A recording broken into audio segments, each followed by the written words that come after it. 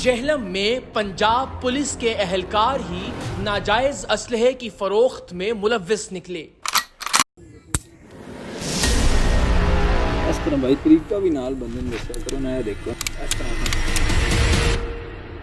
गैर कानूनी असलहा बेचने वाले नेटवर्क के खिलाफ टीम सरेआम की बड़ी कार्रवाई। जहां से आप इलीगल वेपन खरीद के दे रहे थे भाई, उधर आपने इलीगल वेपन पकड़ने थे जाके।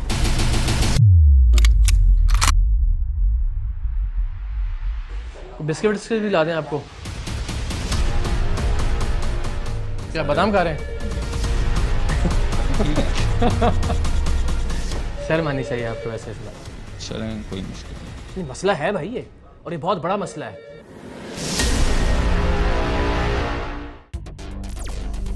देखिए प्रोग्राम सरेआम जुमा शाम 7:03 पर सिर्फ ARY न्यूज पर।